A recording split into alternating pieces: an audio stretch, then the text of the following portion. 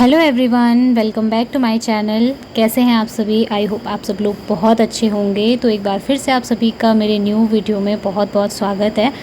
तो फ्रेंड्स, आज जो है सुबह की शुरुआत मेरी झाड़ू पोछा क्लीनिंग किसी से भी नहीं हुई है। एक्चुअल में आज जो मैं बहुत लंबे टाइम से सोच रही थी कि मुझे थोड़ा सा ना डीप क्लीनिंग करनी है, सोफ़े हटा के और बाहर वाले रूम की।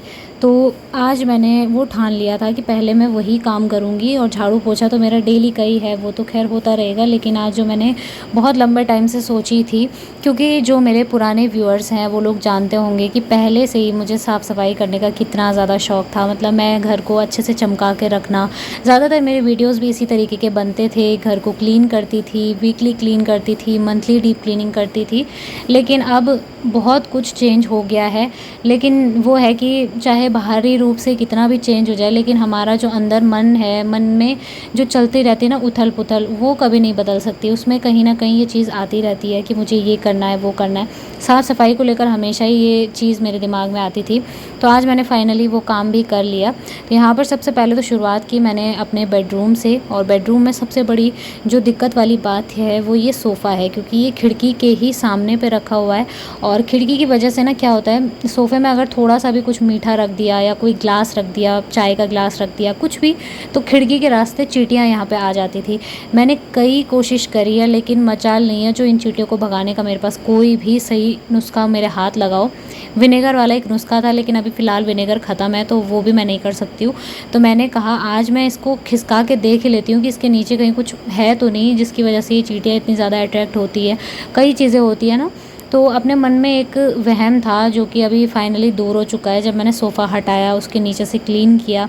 और क्योंकि मैं हमेशा करती रहती हूँ ना साफ़ सफाई उसको खिसका के, तो इतनी ज़्यादा गंदगी नहीं निकली। अब जो है ये काम मैं कर ही रही थी। फ़िलहाल अव्यान यहाँ पर सोया हुआ था, तो मेरी नज़र ना शीशे पे पड़ी। मैं यहाँ पे क्लीनिंग कर रही थी, तो मैंने देखा कि मेरे यार आईब्रो जो है ना वो थोड़ा सा थिक होने स्टार्ट हो गए हैं। मैंने बनवाए थे, लेकिन फिर से ग्रोथ हो रही थी, हेयर ग्रोथ। तो जिस टाइम पर मैं ये थ्रेडिंग कर रही थी, उसके 1 मिनट के अंदर अंदर ही अव्यान भी उठ गया था, पता नहीं कैसे। लेकिन उसकी ना नींद खुल जाती है, तो वो फिर दोबारा मतलब सोने का नाम ही नहीं लेता है 1-2 घंटे तक, तो वो आराम से खेलता ही रहता है।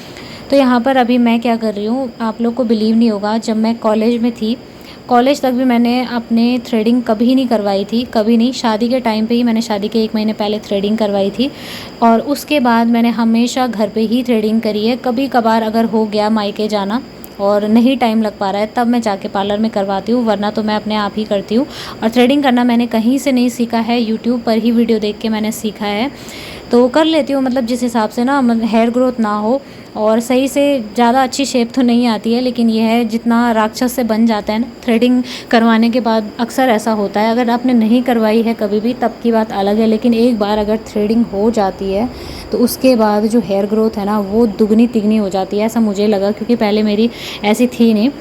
तो अब सेल्फ़ केयर करने के बाद जो है, अब थोड़ा सा घर की केयर कर लेते हैं। फिर से चलते हैं अपने घर गृहस्थी के कामों में। तो यहाँ पर मेरी मम्मी भी आ गई थी, और ये बाहर वाले रूम का सबसे बड़ा सरदर्द था कि यहाँ पे जगह तो बहुत ज़्यादा थी, लेकिन खुल के निकल नहीं पा रही थी। तो ये आइडिया मेरी मम्मी का था कि बेड को इधर की साइड खिसका देते हैं, और इधर की साइड खिसका रहेगा ना, तो नीचे बेबी के लिए फ्लोर मैट वगैरह बिछा के उसको खेलने के लिए हो जाएगा। बाद में वो जब थोड़ा बड़ा होगा खेलने वाला, तो फिर मुझे तो लग नहीं रहा था कि ये बेड इधर की साइड आएगा, लेकिन फिर मम्मी ने इसे खाली किया, खिसकाया। मेरे बस का तो था नहीं, और वैसे भी मैं इसे खिसका नहीं सकती हूँ, क्योंकि ऑपरेशन है ना, तो इसलिए ऐसे भारी भरकम काम करना अलाउड भी नहीं होता है। तो एक बार ये मम्मी ने खिसका दिया, फिर कपड़े वगैरह सारे उसमें सेट करके रख दिए। अब बाकी का जो काम है वो मैं कर रही हूँ। तो यहाँ बेड के नीचे, सभी के घरों में ऐसा होता होगा, बहुत कम लोग होंगे जिनके यहाँ नहीं होता होगा, कि बेड के नीचे इस तरह के जो इम्पोर्टेंट कागज़ होते हैं ना, वो बेड के नीचे ही ज़्यादातर रखे मिलेंगे। हमारे यहाँ पे तो ऐसा ही होता है। मैं कई बार इनको बोलती भी हूँ, लेकिन नहीं मानते हैं, और ढूंढने के लिए भी उसी के नीचे ढूंढते हैं। तो फिर मैंने दोबारा से सारी चीज़ें उठा के जो इम्पोर्टेंट थी वो वहाँ पे रख दी है फ़िलहाल। बाद में इनको फ़ाइल में रख दूँगी, क्योंकि मैं सारी जो भी डॉक्यूमेंट होते हैं फ़ाइल में एक ही जगह पे उनको रखती हूँ। ये तो घर वाले सदस्य ही ऐसा कर लेते हैं, तो हो जाता है दोबारा से गंदा। अब फ़िलहाल जो है देखिए इतना सारा कूड़ा निकल गया है। तो यही चीज़ होती है, मैं हमेशा पहले की वीडियो में भी मैं यही कहा करती थी कि जब हम घर के सामान को थोड़ा बहुत ना इधर-उधर खिसकाते हैं तो इसके कई सारे फ़ायदे होते हैं, बहुत सारे फ़ायदे होते हैं। एक तो ये होता है कि घर में हर कोने की आप साफ़-सफ़ाई कर लेते हो, अच्छे से साफ़-सफ़ाई हो जाती है, झाड़ू-पोछा। दूसरा ये होता है अगर आपकी कोई चीज़ खो गई है वो भी मिल जाएगी। और तीसरा ये होता है कि जो कूड़ा-कचरा आपने बेवजह ही भर के रखा हुआ है अपने घर में, वो आप उसी टाइम पे निकाल के बाहर फेंक सकते हो। तो आप देख सकते हो एक काफ़ी बड़ा थैला, इसमें केवल और केवल जो रद्दी कहना चाहिए, जो रद्दी वाले कागज़ होते हैं ना, वो ही यहाँ पे भरे पड़े थे। न जाने कितने 2, 3, 4 साल पुराने बिल और पता नहीं क्या-क्या था, वो सब मैंने अभी इसमें डाल दिया है और काफ़ी कचरा निकल चुका है। तो दिल को एक तरह से सुकून मिल गया और थोड़ा-सा जैसे सेटिंग चेंज हो जाती है ना, तो देखने में भी सही लगता है। ऐसा लगता है घर तो अपना ही होता है लेकिन फीलिंग नए घर की जैसी आती है कि हम नए घर में शिफ्ट हो गए। और किसको अच्छा नहीं लगता है, मतलब थोड़ा-सा ना ऐसे आँखों को देखने में भी सही लगता है। किचन में भी अगर हम थोड़ा बहुत इधर की चीज़ें उधर रख देते हैं तो अच्छा लगता है। ये वाला आइडिया ना मेरी मम्मी का था और मैं भी बहुत टाइम से सोच रही थी कि इस बेड को इधर की साइड से खिसका देते हैं, लेकिन ऐसा लग रहा था ऊपर ऊपर से देख के कि नहीं आएगा। तो फिर मम्मी ने बोला चल कोशिश करके देखते हैं, अगर नहीं भी आएगा तो भी दोबारा वापस से रख लेंगे। तो जब रख के देखा तो वाकई में ये बहुत ही अच्छे तरीके से यहाँ पे सेट हो गया था और अच्छा भी लग रहा था। साइड में बेड हो गया ना तो सही लग रहा है और अभी काफ़ी सारी जगह मिल चुकी है। और छोटे बच्चों के साथ तो वैसे भी नीचे फ्लोर पे जगह चाहिए ही होती है। अब वो जब खेलने वाले हो जाते हैं, बड़े हो जाते हैं, तो इस तरीके से जगह सही लगती है, बच्चों को भी अच्छा लगता है नीचे खेलने में और उनका ग्रोथ भी होता है। वो जितना गोदी में रहेंगे उनकी उतनी ग्रोथ कम होती जाएगी। नीचे छोड़ दो खुले में तो वो खूब अच्छे से खेलते भी हैं, भागते भी हैं, गिरते भी हैं, चलते भी हैं, सब कुछ होता है।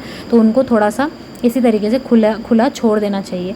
तो अभी फ़िलहाल यहाँ पर सोफ़े को भी मैंने खिसका दिया है और यहाँ इधर की साइड से बेड लगा हुआ था ना, तो क्लीनिंग अच्छे से नहीं हो पाती थी। तो अब मैंने यहाँ पे झाड़ू भी लगा दिया, पोछा भी लगा दिया और एकदम फ्लोर चमक उठा है, ऐसा लग रहा है कि बिल्कुल नया सा। तो काफ़ी अच्छा हो चुका है और अब घर एकदम साफ़ सुथरा हो चुका है। तो त्यौहार आने से पहले कहना चाहिए कि मैंने काफ़ी हद तक क्लीनिंग कर ली है। अभी नवरात्रे आएंगे, पहले तो श्राद्ध आएंगे, उसके बाद ही नवरात्रे आएंगे, तो घर को साफ़ सुथरा रखना बहुत ज़्यादा ज़रूरी होता है। अब एकदम से अगर नवरात्रे आ जाता है ना तो फिर हमें पता भी नहीं चलता है कब करवा चौथ आ जाता है, कब दीपावली आ जाती है। मतलब सारे त्यौहार एक के बाद एक के बाद एक। और त्योहारों में क्या होता है, हम हाउसवाइफ़ का, और लोग तो घर के फैमिली वाले सब इंजॉय करते हैं त्योहारों को, लेकिन हम हाउसवाइफ़ ना फिर इन्हीं चीज़ों में उलझ के रह जाती है। जैसे ही नवरात्रे आए तो घर में फिर वो टेंशन हो जाती है अलग कि हमने सफाई नहीं करी, कैसे हम लोग पूजा पाठ करेंगे, घर साफ़ सुथरा नहीं है। फिर दीपावली की क्लीनिंग अलग से होती है और जिनके छोटे बच्चे हैं वो और भी नहीं कर पाते हैं। तो मैं हमेशा यही कहती हूँ, हमेशा हर वीडियो में बताती हूँ कि जितना हो सके थोड़ा थोड़ा करके, जब भी टाइम लगे ना, अपने मन की तसल्ली कर लो और अच्छे से साफ़ सफाई कर लो। उसके बाद क्या होता है ना, धीरे धीरे थोड़ा बहुत आप झाड़ू पोछा तो करते ही रहते हो, उतनी ज़्यादा दिक्कत नहीं होती है। तो अभी मुझे काफ़ी ज़्यादा सामान हटाना है, रैक की सफाई करनी है। फ़िलहाल मैंने हिस्सों में बांट के काम किया है और सबसे पहला तो यही था कि जो भी सामान खिसकाने का है उसको खिसका के साफ़ कर दूँगी। बस एक अंदर वाला बेड है जिसे मैं इधर उधर नहीं खिसका सकती हूँ, वो जहाँ पे है वहीं पे रहेगा, उसको हटा भी नहीं सकती हूँ और उसको दूसरी जगह पे चेंज भी नहीं कर सकती हूँ। खैर उसके नीचे तो मैं झाड़ू पोछा प्रॉपर करती रहती हूँ, उतना ज़्यादा वहाँ पे टेंशन नहीं है।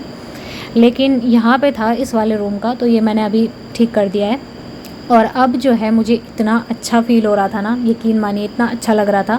फिर मैंने ना बैठ के पूरे घर में झाड़ू पोछा, मतलब पोछा सारे घर में बैठ के ही लगाया था। और इस तरीके से जैसे बैठ के पोछा लगाओ ना, इसके बहुत सारे फ़ायदे होते हैं।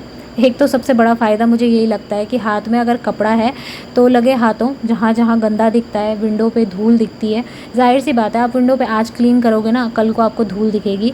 तो ये तो होता ही होता है, इसको तो आप बिल्कुल भी ये नहीं बोल सकते कि एक बार कर दिया तो 1-2 हफ्ते की छुट्टी हो गई। तो यहाँ पर मैंने अच्छे से अभी साफ़ कर दिया, हाथ में गीला कपड़ा था फिनाइल वाला, तो साफ़ कर दिया, चींटियाँ भी नहीं आएंगी और खिड़कियाँ भी साफ़ सुथरी रहेंगी। तो इस तरीके से ना धीरे धीरे करके मैं अब अपने घर को अच्छे से सजा रही हूँ और त्योहारों की तैयारी कर रही हूँ। अच्छा लगता है, बच्चे के साथ भी थोड़ा सा साफ़ सफाई हो तो बच्चों के लिए भी सही होता है, उनके हेल्थ के लिए भी अच्छा होता है। आज क्या हुआ ना कि जब हम लोगों ने साफ़ सफाई करने की सोची तो आज सुबह बहुत अच्छी धूप लगी थी। मॉर्निंग में तो एक बार ऐसा लग रहा था, अंधेरा सा हो गया था, मुझे एक बार ऐसा लगा कि बहुत तेज़ बारिश होने वाली है, लेकिन उसके बाद काफ़ी अच्छे से मतलब धूप इतनी खिल के निकली थी ना, तो हमने इस वाले बेड के जो रजाई गद्दे वगैरह थे वो सब मैंने धूप में डाल दिए थे।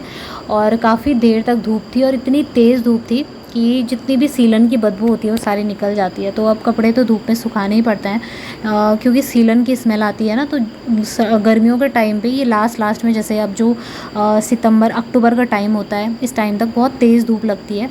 तो जितने भी कपड़े हैं सारे मैं धूप में डाल दूँगी। अभी अंदर वाला बेड भी मुझे खाली करना है, उस वाले बेड की भी बारी लगेगी। और जिस दिन मैं कपड़े धूप में डालती हूँ ना, उस दिन मुझे बुखार ज़रूर आता है, क्योंकि दिन भर का काम वही होता है, धूप में जाने का, कपड़े फोल्ड करने का, कपड़े फैलाने का, सारे इतने सारे निकालने पड़ते हैं, फिर बेड भी क्लीन हो जाता है।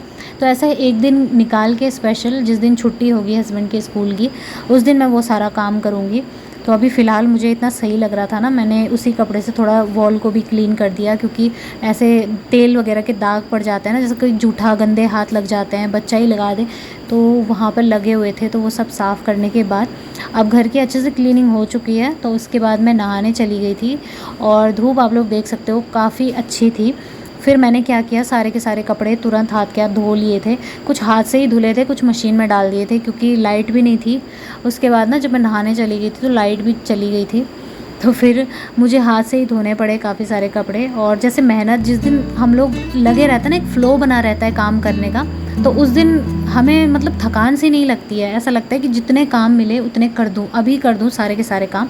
मेरे साथ तो ऐसा ही होता है, अगर मेरा एक बार फ़्लो बन गया ना काम करने का, तो फिर मैं लगी रहूँगी वो काम करने पे।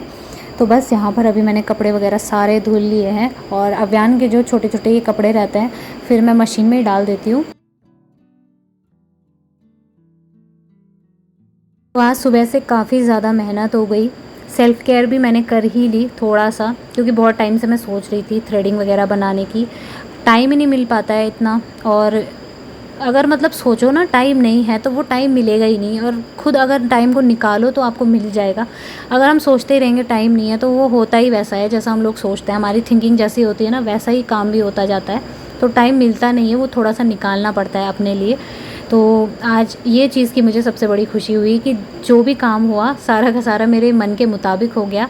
और दिन में अगर आपका काम मतलब पूरा दिन अगर आपका काम अच्छे से हो जाए, टाइम पे हो जाए, और जो आपने सोचा है वो हो जाए, तो आपका दिमाग भी एकदम फ्रेश फील करता है, बहुत ही अच्छा महसूस होता है।